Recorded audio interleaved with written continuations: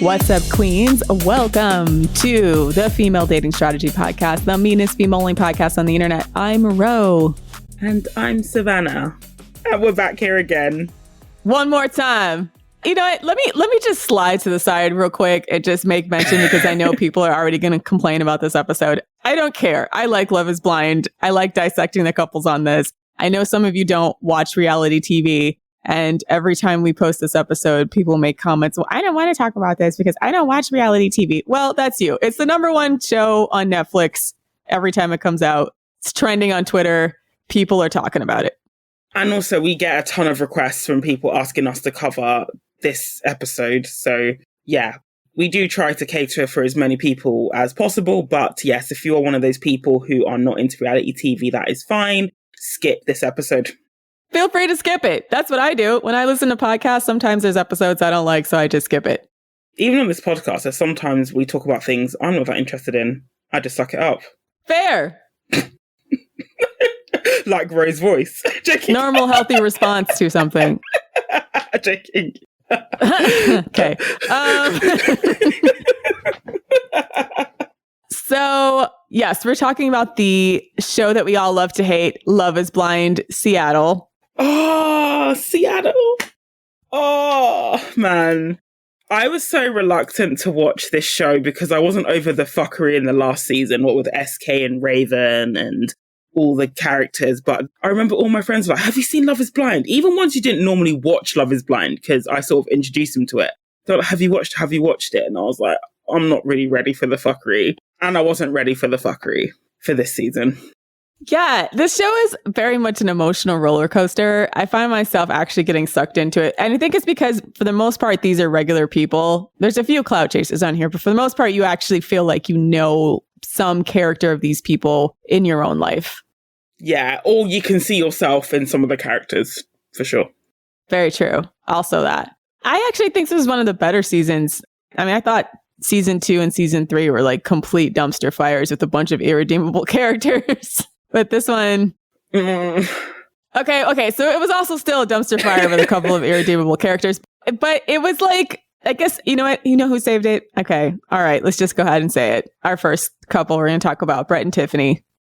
Aww. I think they were just so adorably cute. Yeah, and individually, they're also really great people. I was talking to my sister prior to recording, and we were just talking about how, like, Brett is not just a good partner, but he seems to be a really, really mature friend. By the way, this episode is going to contain spoilers, so if you haven't seen most of the season, again, you might want to skip it because we're going to talk spoilers. But the way he handled Jackie not showing up to her wedding dress fitting and the way he treated Marshall, I thought that was also a really, really solid friend.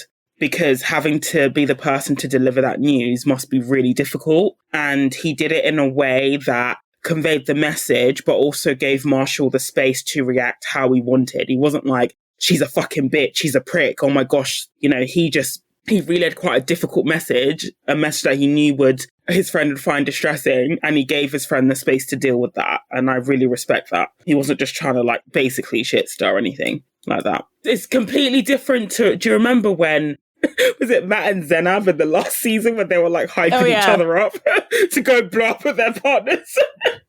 And they were in like the box. They were in like the boxing corner massaging each other's shoulders to go like beat up their partner. Just fanning each other's flames like, yeah, they shouldn't talk to you like that. Oh my God. You know, yeah, that was a completely different way to handle that kind of conflict. So yeah, you can see that he's got a much more cool head on his shoulders compared to a lot of the other men on Love is Blind. And I think his story was pretty interesting because he's a guy that obviously had a lot of struggles in life, had a big tragedy happen with the passing of his brother. And I think admittedly, he probably is not the type of man that a lot of women would have looked at least women that he would want to date, maybe, who are also similarly business professionals, because he doesn't have a college degree and he basically worked his way up and lucked out at a design director job at a very large shoe retailer. So I think It's kind of an interesting thing. Like he's sort of a diamond in the rough type character, right? He's quite atypical for someone of his background to have found a way to make something of himself despite coming from a lot of poverty, despite coming from a lot of tragedy. And I think that's a really admirable quality in an individual. I think it speaks a lot to the strength of their character, their curiosity, their drive. And he seems to be genuinely a good person. And his friends seem to be good people, right? They don't seem weird. They seem like very supportive of him. And I think contrast his friend group to like Bartice's friend group from last season. Yeah.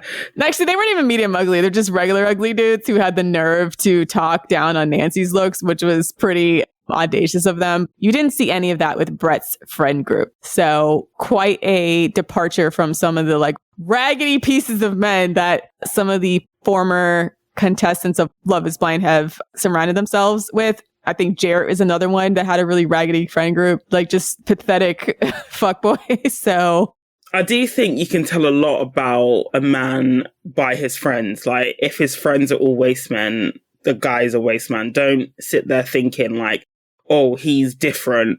Nah, like birds of a feather. As we'll get to with like Micah, a person's friends tells you a lot about them as a person and what they value as well, because people tend to congregate with people who are similar to them in terms of friendships as well. So yeah, I think that's that was a green flag, seeing his friends and how they interacted with Tiffany.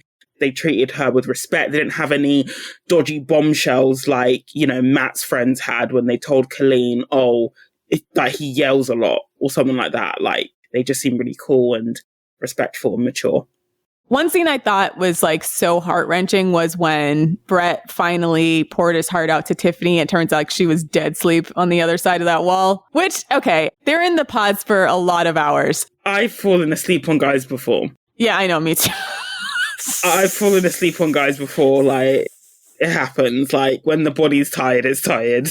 The one thing I've learned from this show is just how sensitive a lot of men are, at least from this particular season anyways, because Brett looked absolutely done after Tiffany didn't respond. He looked so upset. Like he left and he was like, that's it.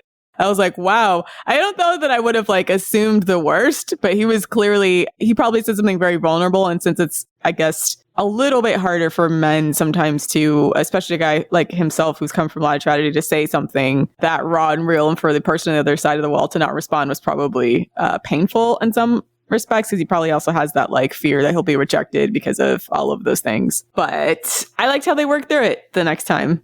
I predict they'll get married. I've not yet seen the final episode, but I definitely think they'll get married. It almost feels like they had to manufacture drama in their relationship for the show, because so far all their spats seem to be quite, minor and not indicative of like a fundamental compatibility issue like some of the other couples.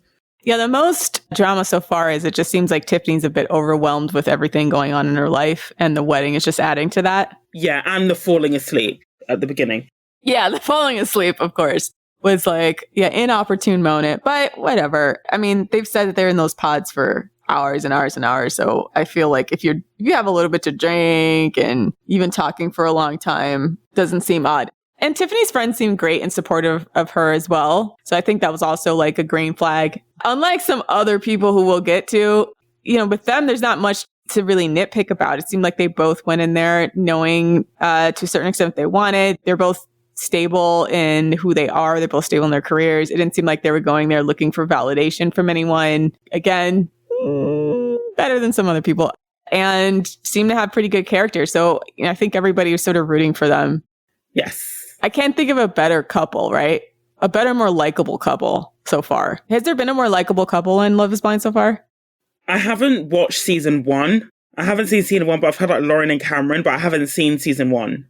So yeah, they're the other success story. I guess there's been a couple of success stories because technically there's also Amber and Barnett. But the thing is that Amber just comes off really unlikable to people. So people kind of don't root for them as much, even though technically they've been married since the first season as well. But Lauren and Cameron, people still root for them because they're a little bit more, I guess, likable as people, although a little boring. But yeah, and then people don't like Alexa a lot because of her bullying and potty mouth really. So I feel like Alexa and Brennan haven't really been embraced as like a symbolic Love is Blind couple the way Laura and Cameron were. And now I think Brett and Tiffany are. And then season 2 was like one big dumpster fire. And I don't think anyone's still together.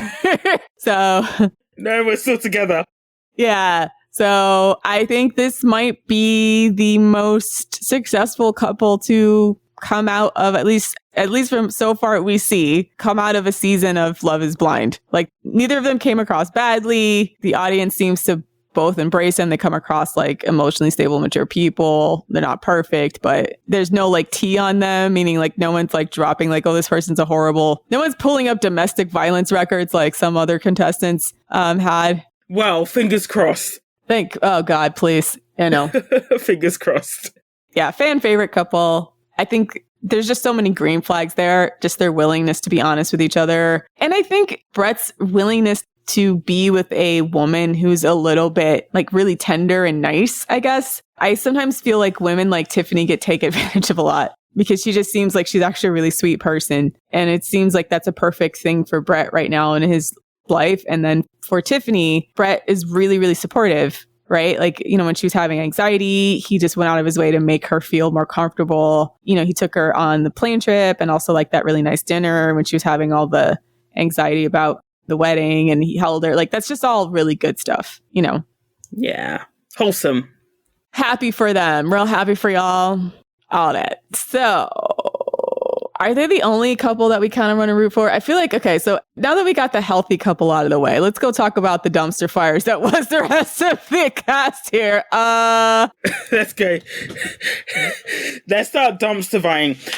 So people are saying, I'm going to go on to Zach and Irina/Bliss next because, or from what I've seen, people are acting like Zach choosing Bliss is some magical love story, but I don't think that is the case at all. Like, I think that Zach doesn't deserve Bliss purely because when they were in the pods, he chose somebody who forgot his birthday over the woman who actually made an effort on his birthday and thought that was a logical decision. Like, dude, you're a lawyer. Like, surely that just doesn't compute to me at all. And then he is backtracking now. Like, I do believe he genuinely likes Bliss, but it's complete horseshit that he's saying that she wasn't second best because he literally got engaged to another woman over her. When that didn't work out, he came crawling back. This is why when guys come back to you, it's not a compliment. Like, most of the time, it's because their first choice didn't work out. So my interpretation of it was a bit different. I can totally see what you're saying. I thought he was too insecure to date Bliss because of he was afraid of her family looking down on him, which her father did, let's be clear.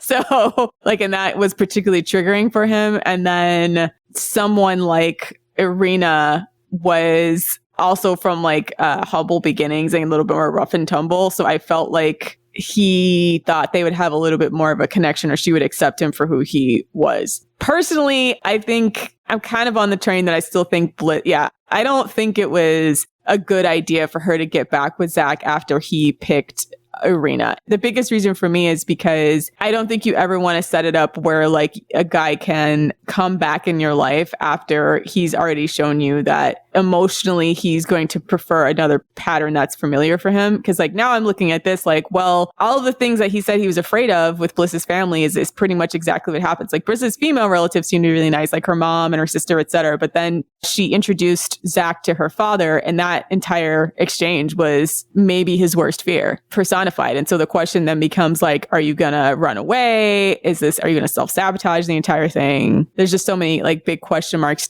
to me. Like if her father never accepts Zach, like what is that going to do to their relationship? It's understandable though why the dad was skeptical. Like I would totally get it, partly because of how it played out. But I do think that they are quite well matched as a couple. But I just find this whole, I don't know, it sort of reminds me of like an awful Nollywood story plot. I mean, Nollywood is Nigerian Hollywood. These sorts of plots were like the theme the whole time, like, you know, the wholesome woman who was always nice to him. He overlooks her for the bitch. And then when she's finally done with him, he then gets with the wholesome woman and sees her worth this whole time. It's just nonsense. Yeah, that's true. Yeah, it's kind of whack. And that's the reason why it triggered me. Like, I think as people, they were always better suited. But the fact that Zach literally got engaged to somebody else who he had doubts about as well, I think that's a much bigger problem. Like, I'm not buying this whole, it's such a love story that they ended up together, because he literally chose somebody else. Yeah, I'm not buying that either. I think that she's like giving a little bit of her power away by entertaining him again. And I honestly wouldn't, because like, again, it's hard to even engage with them as a couple, because in addition to Paul and Micah, where I don't get their emotional connection at all. Yeah, I don't see how they have any connection. Like, I just don't. Yeah. Yeah. So again, you know what I mean? Like, maybe it's just about making her dad mad by like dating beneath her. Is that what I'm thinking? Like, based on the exchange like Bliss had with her father and like what happened with her older sister, who apparently ran away with one of her dad's workers at his company and doesn't speak to her dad anymore, that it might just be about like deliberately choosing men that on some level are not worth it so that she could just piss her dad off. Even though her dad seems like a very controlling boomer type dad, and I don't blame her for wanting to tell him to buzz off. I'm getting less like I love this particular person and more like I'm with Zach because I feel like I have something to prove to my father. It'll be interesting to see how that relationship plays out. I think they will probably get married, but it'll be interesting to see if, like Rose said, Zach's insecurities and the lack of acceptance from Bliss's dad ends up being a bigger problem in their relationship down the line. Yeah. Plus, the other thing I didn't like about Zach was like all the stupid questions he had at the beginning, like, oh, I'm a stripper, or he was like making up stupid scenarios. Was he? And they weren't even funny. Yeah. Remember like at the beginning of the pods, like, oh, yeah. And like, I just kind of feel like that speaks to his inability to, like, he's just not emotionally in a place where he can just be honest about himself and his struggles without like trying to like test people. You know what I mean? Even if it's like a stupid test. Like, I just thought that whole exchange was really immature. Like, again, like I get why he's the way he is. Like, he grew up very poor. He had a lot of housing instability. His mother was a sex worker. And he's probably been judged for that for a lot of reasons and feels very insecure about that. So I get it. But I just feel like the way that he handles it's pretty immature. And I actually, in some respects, think Irina, because she also handles a lot of her insecurities in a very immature way, is probably why they are more equally yoked. And I think if there was more physical attraction between them, then I don't necessarily think he would have gone for Bliss. I think you're right in the sense of like, I don't think Bliss should have accepted Zach back in any way, shape, or form. And that emotionally, I think that he's actually probably more on Irina's level. It's just there wasn't enough physical attraction between the two to justify it to keep going. And you could just kind of see that from like the moment they met. Like when they met each other in the first reveal, it did not look like either of them were into each other physically. To be fair, Irina had a good point. Zach's stare is like that serial killer stare. It is so intense. Like the way he stares, that would make me feel uncomfortable. So, I mean, she was a bit rude about it, but she did sort of have a point. Like, his stare is quite intense, and he kept doing it as well. Yeah, he's intense, right? Like, he has issues.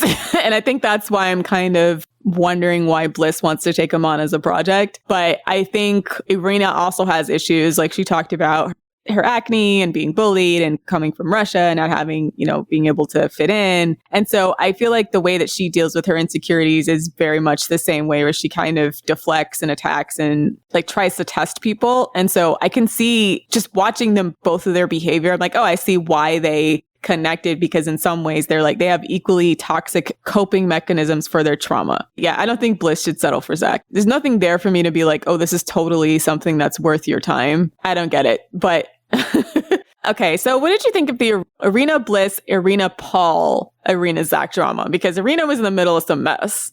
When she said that she fancied Paul. Yeah, so in the beginning in the pods, Micah and Irina became BFFs, and they were a lot of times making fun of the other girls on the show. I didn't understand that. I thought that was really, really bitchy and unnecessary. Especially when I think it was Bliss who was crying. Was it Amber? Actually, Amber was upset that, I want to say, Paul didn't choose her, and Irina was like eavesdropping and giggling. I just thought, what the fuck? Yeah. And then her being really passive aggressive to Bliss about the birthday candles, and then deciding she doesn't like Zach, so she wants to go after Paul and flirt with Paul. And I'm like, oh, Arena's the type of girl, in my opinion, anyways, is that I think she just wants to feel like she could take a guy from another girl, even if she doesn't actually want that guy. Well, first of all, she's in this competition with Bliss for Zach. She doesn't even want Zach when they meet each other. Now she's in an imaginary competition with Micah for Paul. And Paul doesn't want Arena. So it's like Arena just is kind of messy. Like I feel like she's a person, once again, horrible way of dealing with her insecurities. And now the way she deals with her insecurities, she tries to feel like she's superior to other women. And she only wants that guy insofar as like he's unavailable and she feels like she could take him. That's my impression of her. I mean, obviously there is, I'll caveat and say there's probably a lot that isn't aired in terms of the footage. But when she was like, I was really attracted to Paul in the confessionals and to Zach, I remember thinking, but I don't think he feels the same way. You know, she was saying it like almost like it's a reciprocal thing. Like there's a connection with me and Paul. And I don't think he said or he felt the same. So I found that a bit strange. Exactly. Yeah. She was making it seem like it was a given. Like, again, I think she just likes needling other women. I think that's just like a thing she has because she's insecure. I mean, Chelsea clocked her a little bit. Remember? That's when I actually started to like Chelsea, is when she clocked. And when she clocked Micah and Irina and was like, yeah, sometimes people sit around talking shit because they're real insecure. Like, I was like, bam, you said it. So, yeah, I mean, I think she kind of got the ending in the edit she deserved. I do think it was right that I don't think she should have ever accepted Zach's proposal, to be honest. I'm not really sure why, because like, you know, like, I think she's one of those contestants. Every season has that contestant where it's like, you are just not a fit for the show. Like, why would you go on it? Like, have you not seen how the show works? And I think that Irina is one of those people. I think she has a type. And that's fine. But then the show's not for you if you have a particular type and you will go and you're only interested in pursuing a relationship with that type. Do you know what I mean? It's just, I don't see the point in you being on the show. Yeah, I kind of know what you mean in the sense of like, yes, the experiment is called Love is Blind. And ideally, everybody sees with their heart and not their eyes.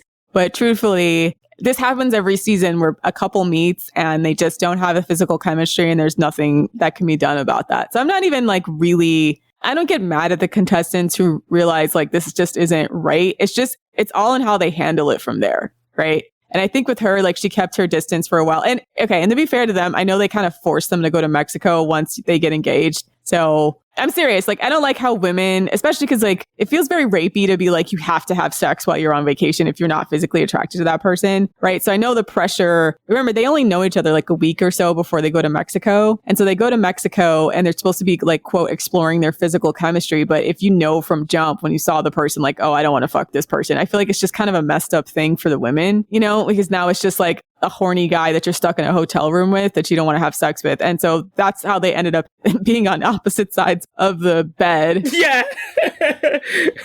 For the entire vacation. And then when they finally just both admitted like they weren't into each other, it was like this toxic cloud fume like diffused, because then they were just both like negging each other. Yeah, and that was probably like the most they'd spoken during the whole holiday after they decided it was over. He's like, yeah, I don't like how you look at all. She's like, yeah, you're just not my type. And then they were just going back and forth like that. And I was like, yeah, that's like the most, I feel like that was under the surface the whole time. And then once they spoke it, they could just get it all out. And then they just get it all out. Yeah. Part ways. Cause she was like, I don't even think we should sit together on the plane ride home. And I was like, well, damn, like she's not. Yeah, she was done. Which, okay, I get it. I don't like this aspect of the show. There's got to be a way, if you're not sexually attracted to your partner as a woman, like they should not be trying to force you or press you to have sex with someone against your will. Yeah, that's true. That's true. It's just everything else about her personality besides that was the problem, but not really that she didn't want to have sex with Zach, because whatever. But yeah, if I was Bliss, would have sent him backpacking. So there's not really much to say about them that makes me feel inspired by Bliss and Zach as a couple. And again, I think they're well suited, but I just really, really don't like the origin of their story. And I think that Bliss deserves better. It almost gave me, it's not as bad, I don't think, but it almost took me back to season 2 with Jared and Iyanna. When Jared proposed to Mallory, she blew him off and then he went back to Iyanna literally straight after and proposed. It's just like, I just don't think any woman, especially a woman like Bliss or any woman really, deserves to be humiliated that way, in the sense that he literally chose somebody else over you, despite you clearly giving more of a shit about him. And then the way he tried to like talk her out of it was like not romantic at all, right? It wasn't even like he was like, oh, let me show you how much I feel for you. It was like, well, you shouldn't feel offended by that. Yeah, it was weird. Yeah, it was very much, he went back into that lawyer speak, isn't it? You know, when they like... Yes, that's it. On technicalities, like, okay, do you know what I mean? That was when I was like, yeah, you're a dickhead. Because everyone was like, oh yeah, he made a mistake, he knew it. And I was like, no, he didn't. He basically tried to manipulate her into believing that she wasn't his second choice, when that's exactly what she was, because his first choice didn't work out. I don't see, like, if Irina had worked out, I don't see Zach going back to Bliss, because it's not like he had doubts about Irina as a person, but he just didn't like the fact that Irina wasn't making an effort. Do you know what I mean?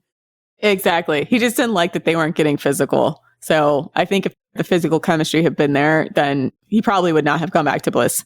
Do you remember when Zach was like trying to make out like, if she doesn't start putting in effort, I'm going to walk away? As if like... Oh my God. It's like, mate. He's lame. I'm not a fan of this guy at all. Yeah, scurry. Yeah, and it's not because he has the background he has. It's 100% his current personality. That's that couple. Next on the list is Irina's BFF, Micah, and her man, Paul. Ooh. But really the Micah, Paul, Kwame love triangle. Kwame. It's Kwame. It's not Kwame. It's not Kwame? Kwame? It's not Kwame. Like, it's supposed... It's a Ghanaian name. Like, it would normally... Well, by people in the Western world, it would be Kwame. That's the proper pronunciation. I'm not sure what... Because, like, Kwame sounds better than Kwame. I see. Surely. Yeah, I don't know. I'm sure he just Americanized it because people probably just kept calling him Kwame, and he has like self-hate issues, clearly. Well, no, he wanted to be called Alex, so there's clear self-hate. Oh, right. There. Oh, God. Okay. Let's pull over. Alex, do you remember? Yes, I am tired. I'm tired of these men of color who come on the show who hate themselves and their culture and do everything to embarrass themselves and their culture with their like constant approval seeking antics and like disregard of women of their own culture to like, I don't know, to just chase after white women and then cry when they get rejected. It's just like top tier embarrassing for them, really. But I need them to find some dignity like real quick.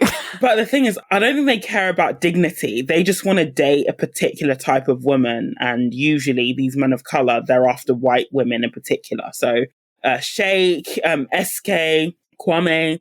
Yeah, it was Shake, SK, Kwame. There's always one. But my thing is like, these guys think it's because of their race. It doesn't occur to them. It's like, no, it's because you're medium ugly. It's because you're ugly, bro. Like, it's not like, it's always the guys crying about like racial bias that someone just needs to pull them aside and be like, no, it's actually just because you're ugly, bro. Like, you're having trouble not because stop projecting your ugly problems on everybody else. But I just feel like watching both of them and Shake and like their entire behavior is just like, I don't know why they keep finding this type of man to put on the show maybe they purposely seek out reality TV, because actually the tea was spilled that Kwame actually tried out for Married at First Sight and was rejected from that show. So these guys just have like deep seated issues with their culture and race. And it's just like, you know what I mean? It just gets a lot of secondhand cringe, like watching them like literally crying because like they're not getting enough dates from white women. Like, I don't know what to say about it. So Kwame's rationale for choosing Chelsea was odd to me, because it seemed like, stemming from his insecurities about possibly being a black man and not getting the sorts of white women that he wanted, it was like, I need her to tell me that she wants me, sort of thing. And Chelsea was happy to do that. Yeah, Chelsea's really into him. And once again, I don't get it, because Kwame just isn't very affectionate towards her, and he's pretty borderline rude. And I mean, not even borderline. He's very rude towards her. And the entire conversation he had with Micah, where he was clearly still emotionally hanging off Micah's every word, inappropriate. I think for me, that was even worse than the situation with Bartise and Raven. Not even because Raven shut Bartise down, but I think at least we're basically like, awarding a rabid dog with a scrap here, but at least like Bartise seemed somewhat aware that there wasn't a chance with Raven. He was just chatting shit and slightly trying to shoot his shot, but also knew that the ship had sailed, right? Somewhat. But yeah, Kwame was it was almost like he was happy to continue having that connection with Micah. And he never once shut, Micah down when she was like, I still love you, I still care about you, all that stuff. Like, yeah, snake behavior. Absolute wasteman behavior. Yeah, and she made sort of an off-color joke about here's to failed engagement, which clearly triggered him. Yeah. He took it to the depths of his soul. Which I actually thought was hilarious. I died. Micah's defense, I probably would have said some shit like that too. And again, like, surely, like, that should have been a sign that this woman, you might really like her, but she doesn't rate you in the same way, and that's fine, But he took it to the depths of his soul and had, like, tried to have a couples meeting about it. She literally didn't care. Exactly, and she don't care, right? Like, she was totally amused by the entire situation and just loving the attention, but she doesn't care about Kwame. She just wants to keep him in the hook because she likes having a dramatic storyline and likes attention, more or less. But I just thought, listen, I don't think there's anything wrong with him being disappointed that he didn't get chosen in the pods and like crying because he thought they had a connection. It was like a little much, but it was interesting just to see like his like inability to let it go or complete disregard of Chelsea. At that point, I feel like he proposed to Chelsea to stay on the show and he's just a clout chaser that wants to be on TV. I don't think his connection with Chelsea's real. I think Chelsea thinks it's real, but I think he's just going through the motions and doing the barest of minimums of what he has to do in order to keep being on TV. Yeah, he's not into her. And it's a shame because Chelsea, even though I think she can be quite intense and a bit passive aggressive, but she does seem to be in for the experiment, and to really be serious about finding marriage and stuff like that. And she's just shacked up with a guy who just isn't into her in the same way. So once again, cuter than him. He's so medium ugly to me. Like, maybe not even medium ugly. Like, I think she's just like looks wise actually more attractive to him. I think even aside from looks, his whole personality and his outlook, like, because I know that some people of color choose to anglicize their names for pronunciation, but I generally find that quite off-putting, especially if it's something quite subtle, like, Kwame versus Kwame. Like, why wouldn't you just, do you know what I mean? I would find that off-putting personally. And I'm just thinking, are you ashamed of your culture or do you hate yourself? Something like that. I mean, he clearly is, right? That's what's sort of off-putting about him.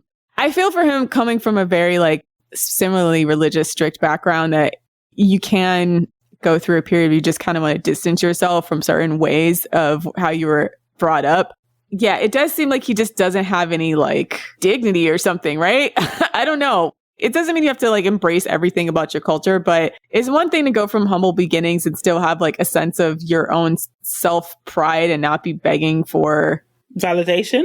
Yeah, I mean, I just look at the difference between how Brett deals with his upbringing and his trauma and his poverty versus the way that Kwame and Zach do. And you can kind of just see the difference in the healthy coping mechanism for it or the healthy way to express it versus these other two guys who just seem like they're begging for a lot of validation, which kind of understandable given where they come from. But then I think what makes it so off-putting is like the emotional intensity behind it. You know what I mean?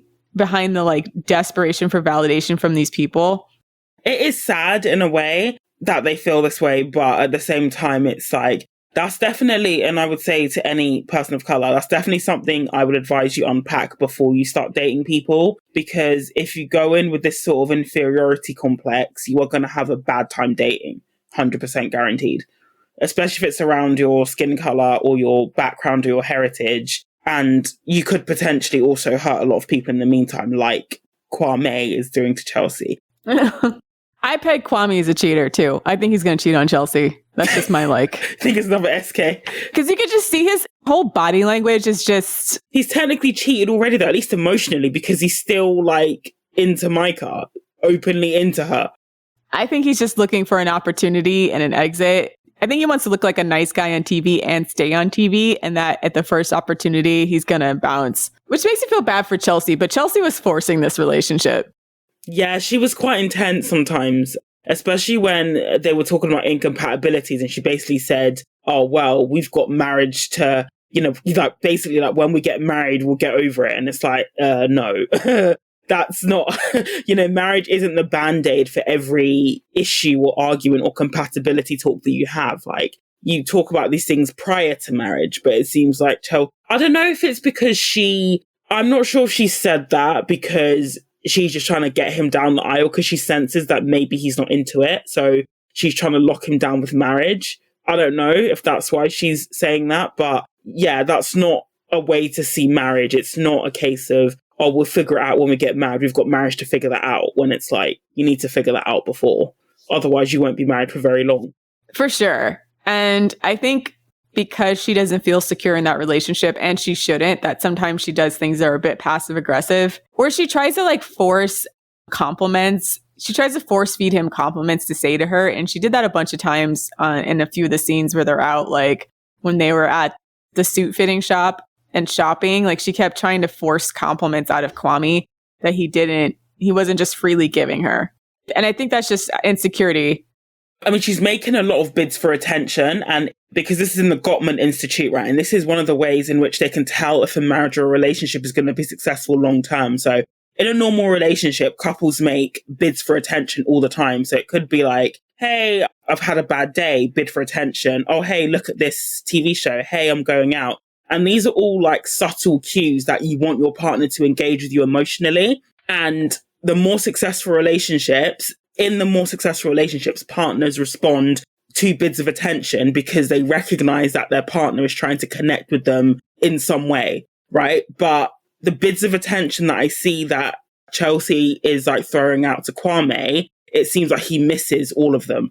And that's a key sign that he's just not invested in the relationship because he doesn't care. He doesn't care, exactly. So he's not invested. So in a relationship where two people are invested, they'll turn towards each other, almost like Brett and Tiffany do. Like, they turn towards each other, whereas when in Kwame and Chelsea's relationship, he turns away from her or shuts her down as being passive-aggressive or intense or rude or whatever. Do you know what I mean? Yeah, exactly. So I think it's just that they're fundamentally incompatible. He's, for whatever reason, hung up on Micah. And I don't know. I feel bad. I feel like Chelsea's going to get her heart broken, and it makes me kind of sad because I don't think he's a good dude. I don't think he's like an actively horrible dude, but I also don't think I think he's like extremely self-interested and self-serving. And combine that with like the level of insecurity he has, it's going to be difficult for him to be in a relationship with someone. So yeah, I don't like him for her. I hope Chelsea moves on to someone better. Which brings us to Micah and Paul, who I just don't get as a couple. I don't get it. I don't see what they had in common. I don't see it at all. I literally cannot tell why these two like each other. So I don't even know how to dissect this relationship because... No, I don't know either. Most boring couple I've seen in the entire season. Maybe so far in all the seasons, just like a bland couple. I have no idea why they're into each other. And big fat question mark about their emotional profile. Because I'm like, he admittedly says he's an environmental scientist. He mostly dates women who are way more earthy, more into like, he said, what do you call them? Witchcraft? Or he liked women who were witches, like brewing their own kombucha. They have their own gardens. Yeah, into yoga. I can definitely see like him dating that sort of woman for sure. So what does he have in common with Micah? I don't even know what to say about Micah. Once again, I don't get the obsession with her. I don't think she's into him that much either. Yeah, I don't see it either. I don't know if she's, once again, if she just wants to be on television, just wants to get that blue check on Instagram, you know, why she's going through with it with these guys. Like, they didn't have a moment where you felt like, oh, they're totally emotionally connecting. And even Paul kept saying things like, oh, she thinks the same that I do about life and et cetera. And I'm like, I feel like she's the type of person that would just say whatever the guy wants to hear. She just wants to be wanted. Just to dangle the carrot. And her friends, oh my gosh, her friends, wow. Yeah, her friends were different. I mean, I don't know. I think they're not going to make it down the aisle because you could tell Paul got the ick after meeting her friends. Like, he could see physically, like visibly, like he left. And then she was like, well, why don't you care what they think? And he's like, I just don't. But meaning like he doesn't respect her friends. Well, yeah, I mean, obviously, again, it was edited, but I just feel like it was a bit... I'm not sure how she came to the conclusion that Paul wasn't right for Micah, unless she knows the sort of drama that Micah likes to tangle herself in, possibly. But yeah, I just got really, really bad vibes from Micah's friends. But then again, it's like, if you look at how she treated other women in the pods, it sort of checks out, to be honest. Yeah, I think she just seems really shallow, more or less. And I bet her friends were kind of hinting at that, like, oh, I don't like him for... Because, like, I mean, again, with Paul, like, he seems like he wants an emotional connection with someone, but I just don't see a lot of emotional depth from Micah at all. So that's why I'm just kind of confused. No, I don't. I'm confused at, like, why they're together. And maybe there was some and it just wasn't shown. But, I mean, they definitely framed her as a more, like, manipulative person, her and Irina. And a more like, oh, I just want all the guys here to want me vibe. So, which whatever. I mean, far be it for me to like tell these women they can't get their 15 minutes, I suppose. But it does make it hard to dissect because it doesn't feel, nothing about it feels genuine. Where some of the other couples, you can tell that they were in the experiment and it felt genuine. It just doesn't feel genuine coming from Micah. Like, does she actually want to be married? I don't know. I don't think she does, to be honest. Or at least she doesn't want to be married to any of the guys in the pods anyway. So, yeah, I don't even know what to say about that couple as well. I don't think they'll get married. They shouldn't get married. Paul should go and find his kombucha making, yoga twisting other half, earthy other half. Which brings us to the last couple. Man. Well, couples, technically. Love triangle. Yeah. Jackie and Marshall, and then Jackie and Josh. Listen. Oh, man. I knew Jackie and Marshall were not going to work out from the pod conversation. And then it was solidified to me when she saw him in person. I was like, oh, she's not into him sexually. It's never going to work. He's shorter than she usually dates. Anything about this man, like one day he's going to do something that annoys her and she's going to blow up all over him because she's not sexually attracted to him. Isn't that basically what she did though? When she said like, basically you're not man enough and we don't even have sex and whatever. Basically did that. And I think it's easy to overfocus on her because like she wears all her issues. She just doesn't have the most emotionally mature way of dealing with her problems. But like Marshall's also like a very much a nice guy trademark, quote, quote. Yeah, he was. He kind of icked me out too, to be honest. Like, I don't think he's a horrible guy, but I think he's like emotionally codependent and manipulative. And then the way he was like, tell me what I need to do to make this work. And I thought at this point, he knew that, you know, that she wasn't feeling it as well. But he kept on asking that question, which I thought was a bit strange, to be honest. Yeah. I mean, I just looked at it from jump and I was like, oh, she's going to bail. She's not into him. This is where it gets weird because I feel like she tried to make it work because she knew Marshall would probably be much different than the guys she normally dates who are clearly emotionally unavailable, admittedly so. So her trying to engage with Marshall was like her trying to throw herself in this experiment, but ultimately she wasn't physically attracted to him. So like, I don't think it ever would have gone anywhere off that alone. And so I think where it got weird and toxic was just, I think Marshall just kept trying to hang on and emotionally connect with her. And she's not a person that can articulate her feelings in a way that's very, I don't know how to explain it. Like she's not emotionally articulate. So like Marshall continuously trying to engage with her in a way that's a little bit more emotionally articulate was never going to work because she doesn't have the depth of that kind of knowledge or experience of telling people those types of things. And you could tell like the way that she talked about other people, like calling Irina a peasant and all this kind of stuff. Like she's kind of a mean girl too. You know what I mean? I mean, but also fair. Irina was kind of a, like, kind of terrible to other women. So whatever. Like, yeah, she straight up called Irina a peasant. I'm laughing. I mean, not that, but I swear that's like an African American / African insult because my dad calls people he doesn't like. He calls them peasants as well. Peasant. I think that's definitely African vernacular for someone yeah, you don't like. Worldwide African vernacular for this person is beneath me. Peasant. Even if that person is earning more than you, if you don't like them, just call them a peasant. Emotional peasant. Yeah, she's just not very emotionally articulate. And so Marshall keeps trying to engage with her in a level that she can't. So it just was never going to work, right? I think that was, the emotional connection they made with the pods. Like, I think it was very new for her. And she said that. She's like, I've never had a guy cook for me. I've never had a guy engage with me or like break down my walls or talk to me like this. And so all this is very new to her. And I think Marshall wants to have these like sophisticated therapist led conversations with her that she just cannot do.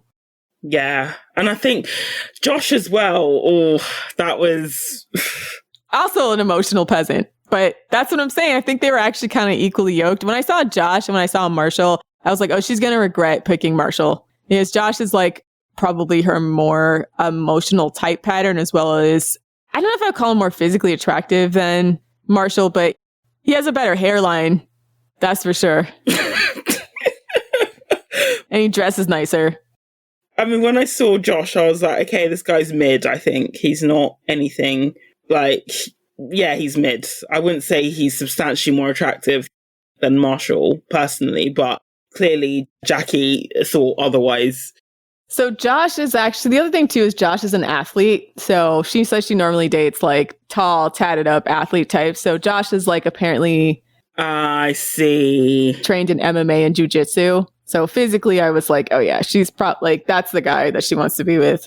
But there's some like tea in terms of the editing. So Jackie's been on social media talking about how she got the villain edit basically because the show, well, basically says that she met up with Josh and almost agreed to give their relationship a go, while she was still with Marshall. So, in that episode where she meets Josh in the cafe and they agree to get together and she kisses him. And then the next scene or a couple scenes after that, she's then telling Marshall that it's over. But Jackie is claiming that the scene in the cafe happened after she'd split up with Marshall and they edited it to make out like she was cheating on Marshall, basically. Yeah, I figured they would do that. It's for maximum drama. I could see it either way. But either way, I definitely feel like it was good for her to break things off with Marshall. And I think she should have maybe done that even sooner because I think she was trying to give it a go. And then when she was done, she just doesn't have a very mature way of letting a guy down easy. So she picks fights, right? So like, I feel like a lot of those moments were her just like sabotaging the relationship because she didn't want to be in it anymore. So she was just picking fights with him. And it was really unfair to Marshall, but it was ultimately for the best anyway. And I think that, again, it's just that he was also intense. I mean, not like Chelsea intense, but I think that Marshall was also quite intense in some of the ways that he almost tried to be overtly accommodating. And like you said, it was quite clear that Jackie didn't have the capacity for that, but he kept trying to push it. I mean, even the beginning when like he was going to fight Josh over Jackie, I was like, this guy is such a clown. Like, first of all, yeah, Josh is an athlete and he would have like definitely put Marshall into the floor. That's just the reality of it. Tombstone pile driver. And I know people called him Will Smith on the show, but like it definitely gave the like, keep my wife's name out your fucking mouth moment, like with Marshall, where like he just had all this like pent up emotional dysregulation that he was ready to take out on Josh. But I'm like, don't get yourself embarrassed on television, man. Like it was just like, okay, so on some levels, I guess it's kind of romantic. And I think a lot of women like the idea that a guy would fight for her, right? If he really, really likes her. And I think Jackie also really liked that at first. But then again, it just seems like a guy who's sort of just like emotionally needy, right? And for someone that emotionally needy, he needs someone a lot more emotionally articulate and a lot more emotionally educated than Jackie is. But I think Jackie's beautiful. She's probably the type of girl that he always wishes that he could get with. And so that rejection really hurt because he's into her physically, obviously, but emotionally, like she's not from the type of background to talk to him on the level that he wants. Even she admitted that. She was like, oh, it seems like he's really high class. And I was like, oh man, like I wonder where she comes from if like she thinks like Marshall's high class. Like he's solidly working class to me, but she might not come from much, right? Yeah. There's not really a judgment call on this couple. It's over, but apparently Josh and Jackie are still together and going strong. So, Right. So I'm really excited for the reunion because I want to see all the drama. I wonder if Josh will be there. at the reunion. I would love to see that, to hear the story about Josh and Jackie and see if like, because the tea is that they're actually living together. So they've been dating since the show aired. Yeah. So it's been working apparently. Wow. Okay. That's some tea. Oh, wow. Okay.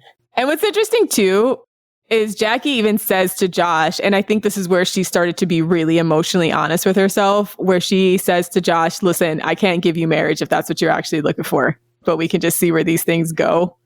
And I was like, yeah, that's probably a more emotionally honest thing that she said. That's fair. Yeah. Because she probably realized like, oh, wait, like being with Marshall and the reality of marriage is actually staring her in the face. And truth be told, Marshall probably would have went through with it if she had actually gone down the aisle. She probably realized like, maybe I don't want this in my life right now, but she wants to be with someone. So I don't know. Yeah, I'm actually quite looking forward to this reunion out of all of the season so far. I'm looking forward to this one purely because there's just so many like cross relationships, and it will be interesting to see how Chelsea feels about the conversations that, for example, between Micah and Kwame, and how Paul feels about that as well. So yeah, it's going to be a messy one. And I'm here for it, to be honest. I am here for it. Yeah, a lot of emotionally explosive people. So I'm here for it. I love it when it gets messy. And will Marshall finally get his WWE match against Josh? Stay tuned. That man gonna get himself embarrassed, and I'm gonna feel bad because he doesn't deserve it. But yeah, I did like the bromance between Marshall and Brett, though. That was pretty cute. So as far as like the friendships on this show, Brett and Marshall, I feel like that was a much healthier relationship than what he had with Jackie. And then on the other hand, you saw that sort of toxic frenemy relationship between Irina and Micah take hold. Yeah. And then I don't know the deal with Jackie. Jackie like seems like she's just Jackie, I guess. I don't know if she really had like a friendship with on the show, but her and Chelsea were kind of friends. And then fortunately for Tiffany, she stayed away from the crazy and focused on her relationship. So yeah, she did. And also it seems like she's got a solid group of friends anyway. So yeah, she came into it with good friends, good head on her shoulders. So yeah, I'm here. I'll be having the popcorn. I think it airs on soon, the reunion. So yeah, the reunion is going to air on April 16th. So it should have aired by the time you hear this episode. Yay. I'm glad they didn't make us wait ages for the reunion like the last time. Yeah, I'm hyped. All right, so that's our show. Let us know what you think. Check us out on the website, thefemaledatingstrategy.com. Comment on the forum if you want to discuss this episode. Sign up for the forum. Sign up for our Patreon, patreon.com/thefemaledatingstrategy. Follow us on Twitter @femdatstrat and on Instagram @_thefemaledatingstrategy. Thanks for listening, queens. And for all you scrotes out there, you're not going to get chose. Die mad. See you next week.